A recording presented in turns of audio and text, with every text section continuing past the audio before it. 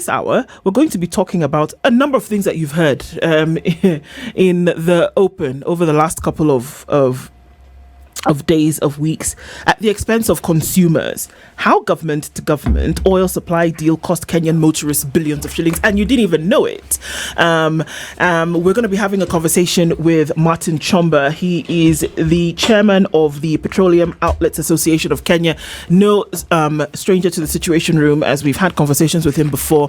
Important for us to look at exactly what is going on right now and what it means for you. Once you enter public transport, once you use your own vehicle, whatever it is that you do, this affects you. And so we'll have a conversation about that now. Martin, good morning. Good morning, ma'am. How are you? I'm all right. Can't complain. Good to see you. Good to see you too. Karibu sana. And my senior here sitting. Good to see you too. Habari masiku bro? Iko salama kabisa. Uko sawa, eh? Yes. Asante. Say hi to Anki. Hi, Anki. Anki is our guest host for today. Good to see you. Good to see you. So let's welcome you in true Situation Room style with today's proverb. They're from Cote d'Ivoire this week, and then you tell us what you think about it. Okay. When the finger knows not where to go, it goes into the nose.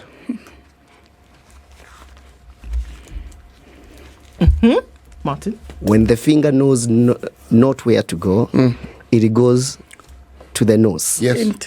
Into the nose. Yes. I think if I were to interpret that proverb, I would say that generally, and I will use people, gravitates towards the known. In terms of turmoil or uncertainties, people coalesce or gravitates towards what is familiar, what is very natural to them. So that is how I would interpret it. That's what I mean. Absolutely. That's a wonderful interpretation. It really is. It is, yes. It's just fascinating. Simple, how the mind to the works. point. Exactly. Yes. You Thank gravitate you. towards you don't know. Or rather, you gravitate towards what you know, what is Yes. familiar. Okay. Let's gravitate towards what we know, shall we? Please. And give information of a report that came out that Kenyan motorists have been overcharged approximately 16.4 billion shillings or 2.7 shillings per litre of fuel since the government began oil supply contracts with the Gulf-based firms in March 2023.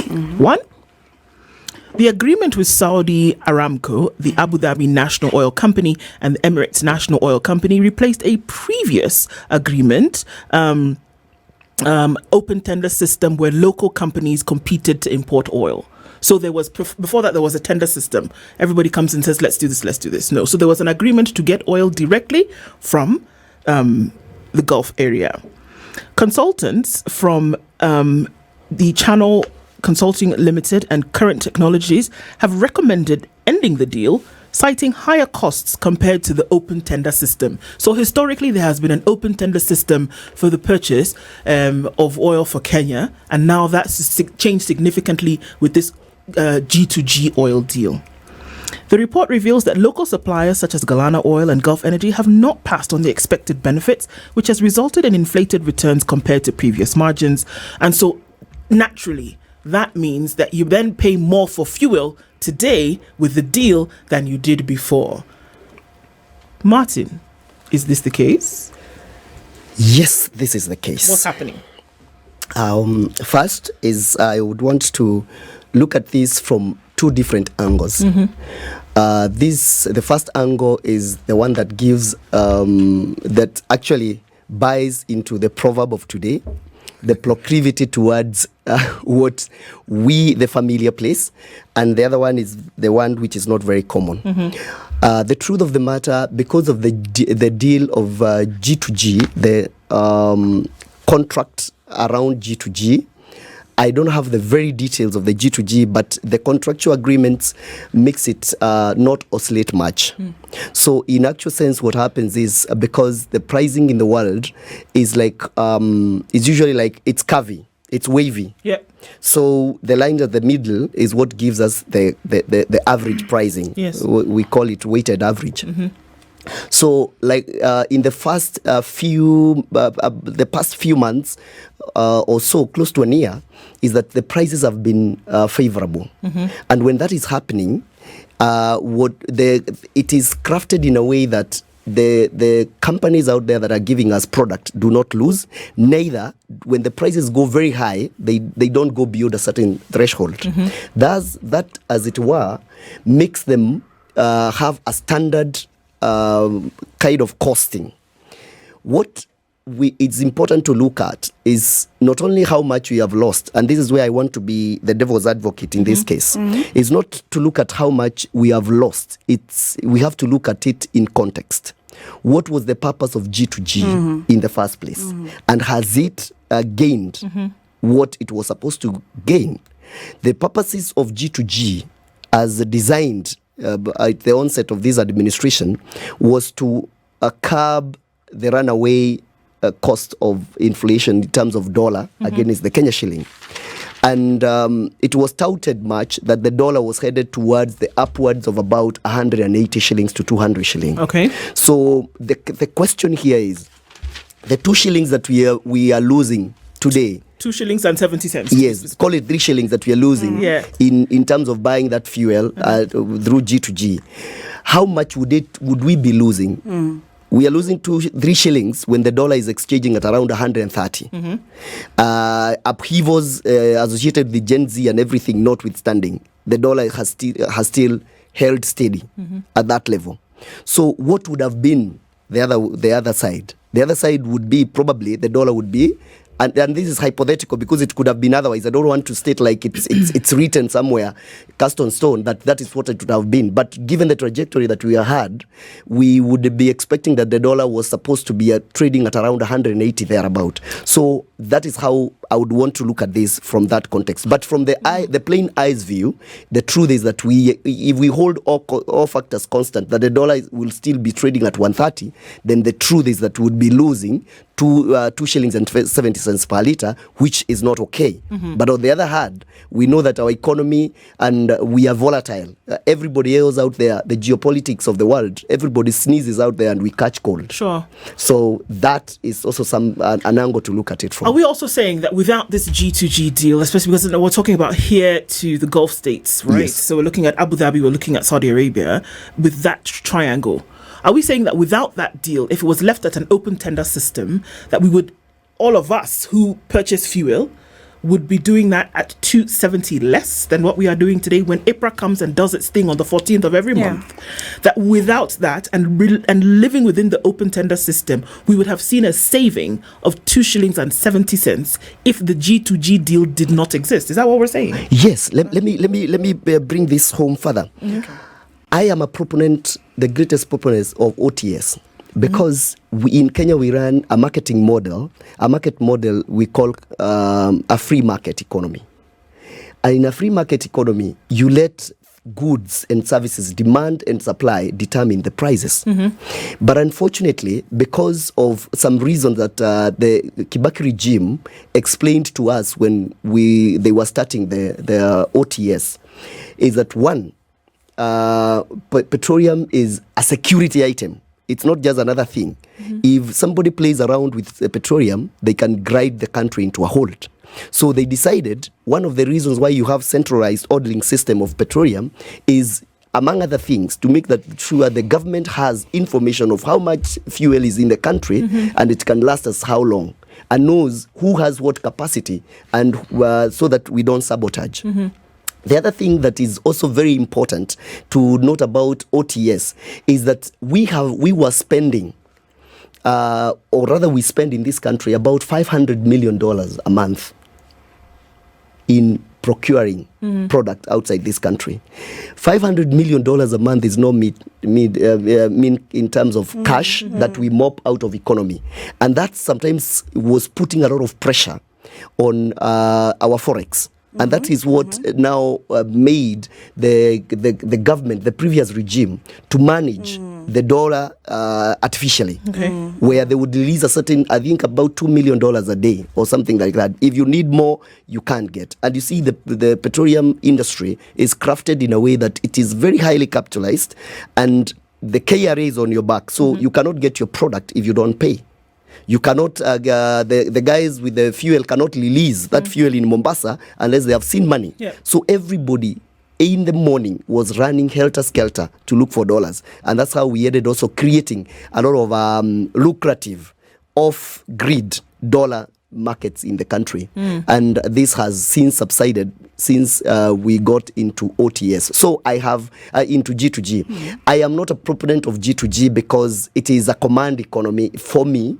If in it, any way you look at it, I would propose that we have the free market. But then again, for those kind of reasons, then we have to make do with what is provided. If we look at the reasons why government went into this G2G deal in the first place, there were certain things that then would be guaranteed as a result of the deal, that you would then always have a constant supply of the petroleum needs for Kenya.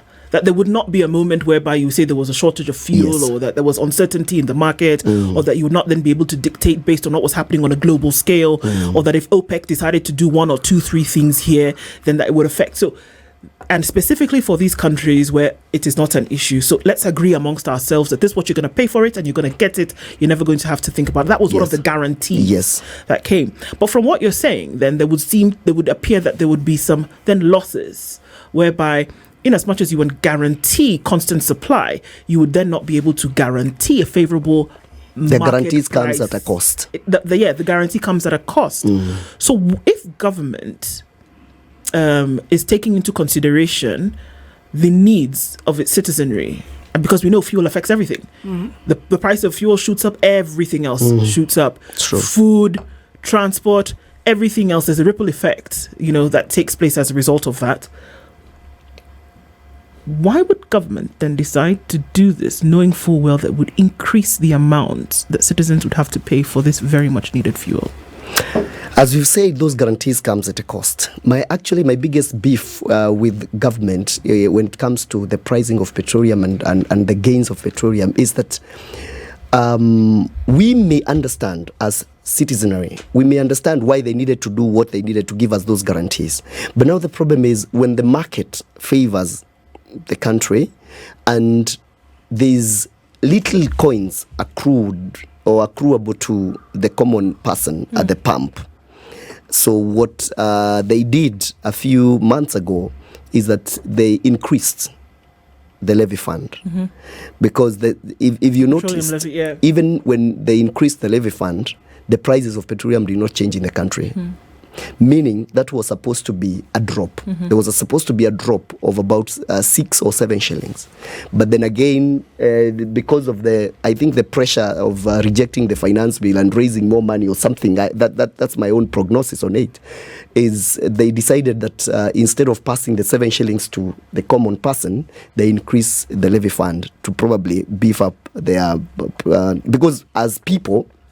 And as people who understand the political economy, we may understand why some of these things are done the way they are done. But then again, it would only be fair that if the market out there, the fluctuations within the market out there allows for something to accrue to the common person so that they can have an ease at the pump, then you allow them to get that. And that's how people would appreciate that when the prices of petroleum go high, then we appreciate and understand. But when they go low, we should also be able to enjoy. And when you leave that, people to feel that, the people may not have a beef when prices go up and when they come down, because they understand that if we get benefits at the source, then you pass them to us. But if you get a hit at the source, then you pass it to us and we get benefit, you don't release it to the people, then that becomes a problem for me. What I hear you to be saying is that the G2G arrangement achieved the complete opposite of what it was supposed to achieve. Because if you look at and if you simply read about government-to-government agreements, the whole point of it is that, one, if it is something to do with, say, the petroleum industry, you will afford a certain stability, meaning these fluctuations and uncertainties will be reduced. When it comes to certainty about the supply of the product, it will be available. Again, when you relate the manner in which we buy our products with the dollar, simply because the arrangements will have been made so that you get the best sort of deal here, meaning, yes, at a fixed rate, for instance. So we will be protected against the vagaries of the shilling or whatever it is. And because the G2G has to do with the relationship between the two countries, many certainties are protected. Now, if all we are seeing within the petroleum industry is the complete opposite, fluctuations, the very thing in which we are supposed to receive by the bucket load certainty, we receive uncertainties. You're not certain. And now you have a situation where you're being told we now need to increase. So you wonder, what were the details of the G2G agreement? I mean, I, as an individual, accepted it on trust, saying that government is doing the best thing for you. Yes, exactly. Now, when what I see is the complete opposite, and why I say it is something that needs to be observed, the problems that we have would occur if, for instance, our shilling was fluctuating violently against, say, the dollar. It's not. It's not. It's not violent. No, it's not. In fact, minimum. So why then? What is causing this thing? Now, are we saying that the prices of petroleum products in the world market have suddenly shot up tremendously? Again, brings me back. What agreement did we have?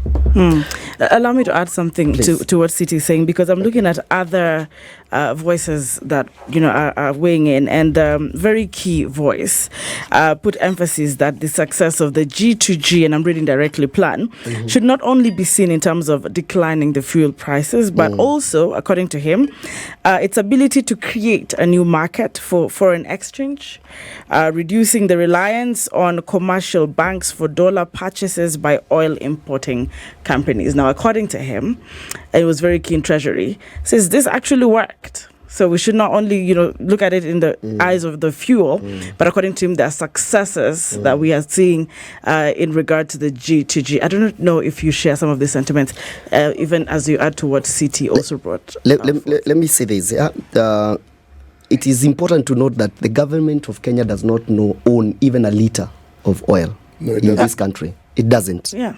The agreements that we are calling G2G today is just a guarantee. The petroleum logistics industry, because I've always said that we don't have a petroleum industry in Kenya, we have a petroleum logistics industry where you get this product just the way it is from here, point A to point B, is fully in the hands of the private sector. And the fuel we get mostly is imported by the multinationals. And when they import, when the private players are in the market, they don't care much whether the dollar goes up or the dollars go down, as long as they get their profits at the end of the day. So the interest of the government is what made them the interest of government on the dollar, because at the time they were getting to G2G, the dollar had really gone, I think, to 160 something. And they, as he's saying, they have achieved to bring the cost, because I'm in the market that I know. Every morning we would run to go and look for dollars. It was a Herculean task. It was crazy, because at the end of the day, there's also not a very good agreement or congruence of ideas between government departments. You'll find that KRA has their own demands, that you have to pay this much for you to access this product. On the other hand, Treasury does not have enough dollars to release to the market. So at the end of the day, the private player is at the center of that. So the idea of G2G is primarily premised on what you'd call protectionism idea. And government was trying to protect themselves against, because the dollar is dealing with other things. So when we mop every dollar in the country and take it to the petroleum, then other industries suffer. But Martin, this issue of the dollar, as you mentioned, it raises a completely different discussion. Why was the dollar doing the yo-yo? Because why these fluctuations, whether it's gentle or whether it's violent, some of it is within our control. Some of it is outside our control completely as a country. That I agree. Yes. That I agree. You see, the reason why the dollar, to me, by then was having this kind of an issue. I'm an international scholar, so I like looking at a number of things out there. The federal government in the US had raised the interest rates. rates. So, and the intention was during COVID they had released a lot of money into the market, and that money had no value. So the federal Reserve Bank wanted to mop it up. So every serious company would want to go and invest their dollars in a very stable economy, which is the US. And when they were doing that, we were feeling the heat, and it was across the country, and especially the global south. Every person, you look at people from Ghana, from everywhere, you saw the same trend that was happening. So everybody now was for themselves and God for us all, because the feds, all they wanted is, we want this money out of the economy, the global economy, and so that they can balance the value of the dollar. So are we saying they are the ones who caused the dollar shortage? Of course. By and large, I would say the mop-up of the dollar by the Federal Reserve Bank was the biggest reason. Among other simple issues, it was the biggest reason why there was a lot of capital flight in terms of dollar from countries, especially in the global south. Because remember, most of the people that are working in global south are multinational organizations who are not necessarily domiciled in terms of their headquarters in those global south countries. So if I'm Martin and I'm a multinational organization and I'm domiciled in France, the guys from France will say, collect the dollars, your profit in terms of dollars. We have a very good lucrative investment opportunity in Federal Reserve Bank, and we ship that money. So that caused a lot of issues in terms of how government would manage. So how would the G2G arrangement help us allay this or stabilize what you've just described? Because what brought about the instability was outside our control. Yes, the G2G, what the G2G came to help with was the time they have given, the 6 months arrangement they have given, that you don't have to get the dollars today. So between the shipment and the payment, there's 6 months that you are given to take all your time and accumulate those dollars, so that you can pay the countries and the companies, because this is the arrangement. When you say like the G2G, you say the Galana of this world and Gulf, they bring in product to Kenya. They bring for everybody. Previously, Galana and Gulf would expect you to pay them in dollars. Yes. But today, they accept that because you are selling at the pump with Kenya shilling, pay us through the dollar. Our arrangement with KCB Bank or whichever is providing the LC will allows us now to try and mop up the dollars. Convert this money into dollars in our own time and pace. All right. Sorry, do you mean that in the 6 months there was the possibility of getting this on credit? Then there was no possibility. But you see, when government came in, and that's why I say the government now gave the guarantee that give her the fuel. I guarantee you that she will pay you in 6 months. So that is the only role of the government. The government does not own anything, and that's why we have a lot of issues that we pick with government, because they sometimes play like they own products, but they don't.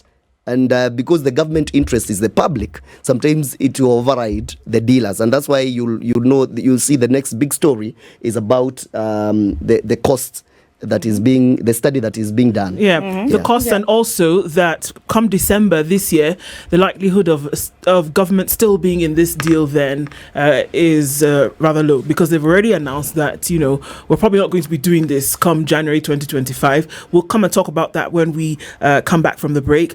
Martin Chomba is here this morning, and we're looking at, the G2G deal vis-a-vis what Kenyans have to spend, what it was intended to bring in, certain guarantees that were put in place. At what cost is a question that Martin has been asking this morning, and as well as then coming out of that deal in December 2024, which is what has been said, that is what will happen. So then the question is, Martin, did it achieve what it was supposed to achieve? I actually believe that what they told us it was supposed to achieve, we achieved. But once we achieved, the question is, did we have an exit strategy? Because like I said, it was a protectionism idea. The government of Kenya was trying to protect itself from the volatility of the dollars and the effect that it would have in the entire economy, not just the petroleum industry. But now the problem is, and this is where I see the truth is that we are losing some money, but not as much as we would have lost if the dollar was trading at that high rate today. But the question is, do we have an exit strategy? Have we put good economic incentives that will now maintain that if we go back to OTS, which means that we'll have now to buy directly, and that means that we'll have to procure dollars on a daily basis. Can the economy stand that kind of a demand on the dollar? Or will it now push the exchange rate again high? And if we are not prepared for that, for the exit, then for how long are we willing to stay like that? So either we devise a new model that may be a hybrid between OTS and G2G, Right. or we just brace ourselves and say that because we cannot exit, I promise you that it is not easy to exit. Well, let's look at what government said. It's right? expiring, but it will always be renewed. It will be an option. Well, let's say the government admits that one of the challenges that the initiative faced was failure to meet minimum oil import volumes as agreed. They agreed that at this very minimum, we will bring fuel into the country. Thank you, right? you brought that idea. So they said, look, we've not been able to do that, and that's what we agreed with the 3 Gulf-based oil exporters, which caused an extension of the program to December 2024. So because of that, let's give it some more time, right?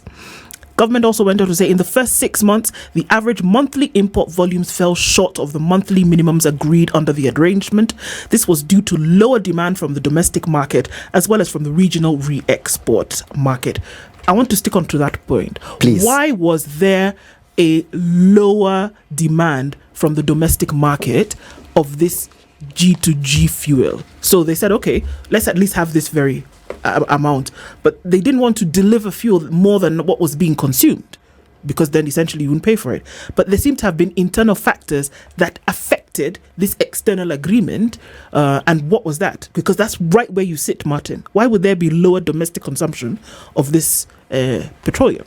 At this point, I want to declare conflict of interest and say that in other quarters, I discuss the whole economy, just not the petroleum industry. And this is one of the biggest questions that we've been asking, or rather I've been looking at and doing a bit of write-up about. Anybody who has been keen in the Kenyan economy, the first time we started having a hit on the economy, serious hit, where every other sector felt and started to dwindle. And even if you look at the numbers from the guys who are in charge of the data, you realize that since 2018, at the very introduction of VAT in petroleum, that is when every other sector, I don't know about the media sector or these other sectors, but I know every sector that is associated, which works closely with petroleum industry, started taking a hit then. Martin, which industry? Which industry? Okay, I was just being polite. Okay, so if anybody else this has not been given, I've said this quite a couple of times, but it's not been given the attention it deserves. But if you look at it then, this is what happened. Value added tax at the face value, you add value on something and then you charge that tax. In petroleum, I said we have petroleum logistics industry. We don't add any value unless you say transporting it from point A to point B is value adding. And for me, that is a big issue, because what we did is that we loaded a cost without adding value. And today we are having 16% of the cost of petroleum not anchored on anything. Say that again. We are having 16% cost of petroleum in this country not anchored on any value that has been added. Give us an example of what you mean. If it was anchored on value, what would that look like? Let me give you an example and say, if, let's say petroleum is this water, this bottle I'm holding. If I was to add a value on this water and make it today, I'm selling it at 10 bob, and the government decided that there shall be value added on water, they need to have told me, or somebody need to tell me, what value now have I added today on this product? Because if I made it flavored water and they charge me now on the value, that makes sense. It makes sense. Okay. So what value have we added on petroleum? Okay. Cost. You see? The cost. I like your sense of humor. If there's no value at all that we added on petroleum when we added a VAT. All the government wanted then was to add or collect some more. Right. Look, there was a need for more revenue. Yes, that but you was see, what was required. I need to tell us something. This now ties with what you just said, that the demand for petroleum has gone down in the country and in the region. Because everywhere now you go in the region, you'll find that there's value added tax. When President Kibaki came to power, what he did is that he abolished VAT on motorbikes. You know what that did to the industry? The industry exploded. It exploded. Because I've been arguing this way. The amount of money that the government collects in VAT on petroleum pales in comparison into what they would collect in terms of taxes of petroleum, the normal taxes of petroleum, if people was using petrol and diesel as they were using then. Because what has happened today, the VAT on petroleum today, if we knocked off the VAT on petroleum today, we're likely to do away with about 25 to 30 shillings from the cost of petroleum as it is today. Okay? So that Meaning, go ahead and do. that at the pump would go to 150. Okay. I wanted to bring in a headline here yesterday because I think it's most current, and because of your area of expertise. Reading directly from the front page: costly fuel looms on push for bigger oil dealer profits. Now, what they're saying is we're looking at about 8 days for EPRA to review again. An EPRA-backed study proposes an extra 4.45, or rather 4 shillings per litre. The proposal could add to the cost of living pressure. You understand what that means? I know. And I just want to understand, if you explain it to us, because Kenyans will pay an extra 4 shilling per litre of fuel if a proposal in a study commissioned by the energy regulator is adopted, adding the cost of living. And the study by this particular consultants is proposing an increase in margins offered to oil marketing companies be increased by 12 shillings per litre from the current 8 shillings per litre. That is for the retailers, and the wholesale margin to be increased from 4 shillings to 4.6 thereabout. Now, what That's like the elephant in the room. I think I have quite an information. I think yesterday I published a writing about that. So what really are we looking at? What we're looking at, okay, let me just hold the thread together with what we were saying before. So what I was saying is, before I lose that, is that if we drop VAT on petroleum, what would happen is, not long ago, City, if you and your friends would decide to go to Naivasha, and each of you'll find your way to Naivasha, and you'll eat your meat, and each of you will find their way to Nairobi. Today, you want to take Ndut for a function that she has. Most of you guys will carpool. Yes. Because the costs have gone up. And this is the what I've been telling the government, that if they release VAT today, they'll take City back to a place where he can afford to drive his car. Okay, sorry. Without having to pull with somebody else to go to a certain function. Okay. And that will increase the uptake of the petroleum and more taxes on petroleum. It sounds simple as you say it, but if let's just break it down so we can understand what we're saying here. That the thought is that, okay, government needs some more in terms of revenue. I agree. So what they do is that they slap a VAT on a product, right? Yes. So that the 16% essentially is going to bring in more money. Yes. If you spend on it, it brings in more money. Yes. But what actually happens in the market is totally different. Exactly. That people say, come on, this has become so expensive. So they decline to purchase, which would essentially give government what it was looking for in the first place. So that action becomes counterproductive and counterintuitive. Exactly. So what happens is that we all going to get in one car, use less fuel, and purchase less. Yes. But you pay them their VAT. You pay them their VAT, but we're spending less. Yes. However, if you release that means Anki's buying fuel, Martin's buying fuel, Ndu's buying fuel, CT's buying fuel. You get more. You must have been a very good student. You got it. Exactly. That is what I mean. They release more. They release that, we spend more. Today, let me tell you, they have also brought in They give an avenue. And it's a very good thing because it is consistent with what the world is doing. You see, whenever you go, there are these communication masts everywhere. Those masts used to spend a lot of diesel. Today, they are all on solar. Why? Solar is cheaper than fuel. So you have VAT on fuel, but we are not using it. We are going for alternative modes of energy. So before you know it, what the VAT you are getting will become lesser and lesser and lesser. Before you know it, nobody is using that fuel. In fact, Martin, in 2020, 2021, during the COVID period, something very strange happened. This VAT existed at 16%, and then the then President Uhuru Kenyatta reduced it to 8%, yeah. Now, something strange happened.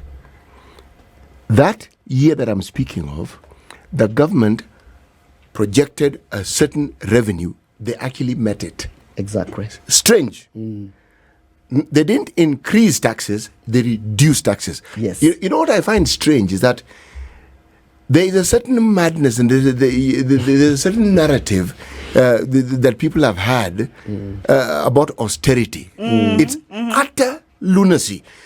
It has been proved conclusively that nonsense doesn't work. And yet you still find people speaking about it as though it's revolutionary, as though it's prophetic, that, this is what we must do. It has never worked. No. So what makes you think it's going to work for you? Yeah. Okay. This one, you don't need to be a student of economics to understand that the way economies grow and mushroom is when you release money into it, not when you take money away from it. You incentivize and this is what I've been saying. We must stimulate the SMEs. And SMEs are you see, the government is not the greatest employer. It's not the biggest employer. All over the world, the private sector is. It's not even their job. The private sector is. And that's why I say it is lopsided when people look up to government for employment. The government today is competing with the private sector for money in commercial banks. The government will always win. And when the government wins that war, then you'll find that today, the only companies that are declaring profits at the end of the day is banks and multinational corporations who do not have to rely on the Kenyan economy to do what they do. So everybody else is having an issue. You can't get financing, and if you get financing today, there is no business today you can do and pay 20% on loans and make profit. You pay your workers and you are paying a loan of 20%. You cannot. There is no business. So today we are in a musical chair. It's a horrible. It is not coming. I don't want to lose your point because this is very important. So what has happened is that the government through EPRA is mandated that every 5 years they must conduct what we call the cost of supply of petroleum in the country. Why? Because, as I told you, we are in a command economy where the government tells you that you are selling at this much. So in 2018, we had the first COSOP. And that COSOP is supposed to be done every 5 years. Actually, the one that is happening right now is long overdue. All right. It's supposed to have happened last year. So this EPRA is supposed to engage consultants who are supposed to come now and independently look at the costs of supplying a petroleum product in the country and recommend the margins thereof, where they look at the plight of the common person and the people that are doing business in that value chain. So the conundrum here has been that in 2018, when it was first done, they gave a gross margin of 12 shillings and a few cents in the whole value chain, which is distributed in this manner. 4 shillings and some cents is given to the person that imports. Right. You see, like today you're saying Galana and Gav and all that. Yes. For their troubles of importation, they'll get 4 shillings. Then there's an investor. I've told people time and again that most of these multinational organizations that you see here marketing petroleum, they don't own the infrastructure. So the infrastructure is City. After his retirement, he gets a package and puts up a petrol station and then leases it to a multinational. So for that lease, or rather rent, and the cost of that infrastructure, they have appropriated another 4 shillings and some cents. And then we have the person that now who carries and shoulders everything is called the dealer. Yes. That person at the pump is the one who has a contract with the multinational when City gives his petrol station in future, it's very prophetic, it will happen. So when you give your petrol station to the multinational, they will in turn give it to a dealer. And that dealer now is the person who comes now and runs the whole station. And they have 4 shillings at the pump. Okay. So that was given in 2018. Now the problem has been, and this is what has cost so many people out of the market. You remember 2022, there's a time we had a gridlock in this country. There was no fuel anywhere. That problem has been occasioned by the fact that the multinationals who bring in petroleum had gotten to a place where they were making zero. And when they're making zero, they cost us now, the people who run the petrol stations at the last mile, they were selling to us the product at the cost of procurement. Yet, there's a law in Kenya that tells EPRA that this is the price that you must give. Stated, yes. And when they give that price, it is in contradiction with everything else. And so, we opted to close. A lot of us opted to close. And that's how the country ended up without fuel. Now, this study is supposed to look at what is the fair share of each of these person in the value chain. There is a very big misconception in the industry today. Every time you talk about petroleum, people confuse high capitalization for high profits. Okay, so difference being between the two? The difference is you remember, I don't know whether you remember, there was a case sometimes the people who vend airtime had an issue with KRA. Yes. Because they make a very small margin. The margin is small. So today, petroleum. Let me give you a very good example too. Today, you stop at the petrol station next here. Yes. You fuel 1,000 shilling of super petrol. The person at the pump will have made gross of 20 shillings. Gross. Meanwhile, they have washed your windshield. They have done so many things, your pressure. Yes. You know, this is a high value customer. Why? Because most of the guys fuel 200. So in 200, this guy is making 4 shillings gross. Why? Because the cost of doing business since 2018 has more than doubled today. Across board, and we're not just talking about... but here... across board. But you see, the problem with petroleum is that it is regulated, it is statutory. You don't do it before 5 years. Martin, is this why every petrol station now is a supermarket? It is. People are in real estate. Thank you. Oh, there we go. People now who are doing petrol stations are not doing petrol stations to sell fuel. I own a petrol station. But I'll tell you this.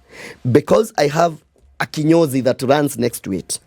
That kinyozi makes money than petrol station. And I'm telling you this. Why? Because that kinyozi will give me 1,000 bob maybe in a day. Money that I can get away from that.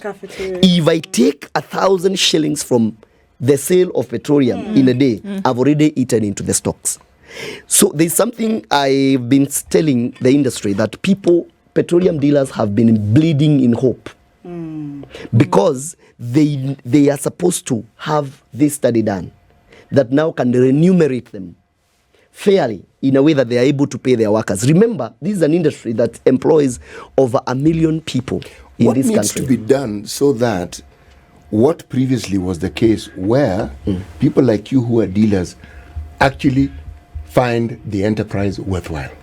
You see what happened when this study was done some 5 years ago. It was done based on a petrol station that is able to pull a throughput of 250,000 liters a month. And how many petrol stations can do that? Then they were a bit. Today, you and I know there is proliferation of petrol stations everywhere you go. People have this, and that's why I'm saying there is a misconception because this is a highly capitalized industry. People think that's how the margins are. Then people forget immediately. We have even had to sit with KRA sometimes to also explain to them again that both the profit margins are controlled. They're minuscule. Because people would expect that if you invest $1 million, you get at least 10%. In petroleum, you get less than 1%. It's very interesting. in terms of a profit that is accruable to you. Net margin is less than 1%. So where does I really need to understand where the misconception lies then, because one would assume that there's a petrol station, people are going to be driving. You rarely find an empty petrol station, right? You drive in and somebody's fueling. So the assumption, and it doesn't matter if they're 10 across the road, Mombasa Road, we can count between Haile Selassie Junction at the end of it before you get to the interchange. How many petrol stations are there? There's so many. There are many. But they're never empty. The problem is, they are not empty, but the people who are fueling there, I've told you, an average Kenyan today fuels, the one who is driving, fuels 300 shillings, an average Kenyan. So when you find somebody fueling 1,000 shillings, you're like, these guys, the gods must be on their side. Okay? The other guys who fuel a lot are the motorbikes. But the motorbikes now fuel 100 shillings. Yeah, that I think I know. Yeah, yes. Yeah, but the truth is, you cannot get to that volume. So, if you are selling 250,000 liters, then today you are selling 100,000 liters a month. Oh dear. Wow. If you're selling 100 liters a month and you're making 4 shillings, and that is gross, and you're supposed to be this with the same workforce that you've been keeping, then it marries into what I've been saying, that people have been bleeding in hope. Why? Because we know that this is a sector that you cannot run away from. It's just like if you're used to a certain place, this is what you know how to do. So even when things go south, you hold into that place, hoping that it's soon things will look up. And that's what we've been looking at. And that's why this study is very, very important. Right. Now, the problem is when people don't understand the other side, it becomes sensational. And it can easily become political fodder. Right now, this can easily become political fodder. But the truth of the matter is, every dealer you see operating, actually today I can show you the messages. Most of them have been telling me, Chairman, what do you think where do you think we are headed? Is this thing becoming real? Because they just want to make a decision. So many of them have already abandoned the stations. Actually, if you realize, you'll find that some multinationals have employed a very a measure that is supposed to be an austerity, but to me is counterproductive, where now the petrol stations now are being run. They get somebody, previously they will get a dealer who will bear all the costs. But now they want to get to a place whereby they have an idea they call young dealers. They want now to employ somebody who just came from school and probably give him a salary of 40,000 or thereabout. He will be very excited to run that. But at the end of the day, what happens is they are not able to shoulder the costs that are shouldered at the petrol station and employ the number of people that are employed. So at the end of the day, it becomes counterproductive in terms of job offers, and the accruable revenue to the government at the end of the day becomes an issue, because from those petrol stations, 1 million people, this is where you get pay as you earn, is where you're getting housing levy and all those kind of things. I mean, we're going to have to end the conversation at this point, but we're still looking at a situation whereby, if not taking into consideration some of the things that we're talking about, it's going to get more difficult for a lot of folks. Yes. Whether you're purchasing, whether you're the one who is running the business, the business of petroleum, we know is not cheap, but we're looking at a situation where, okay, so come out of the G2G deal in December. Are you going to go back to an OTS? Are you going to have a hybrid of the two? Are you ready? Are you ready to do that? Those are questions that we must keep asking and continue to have this conversation. Martin Chomba, thank you so much for joining us this morning. Thank you for being part of Kenya's biggest conversation this week.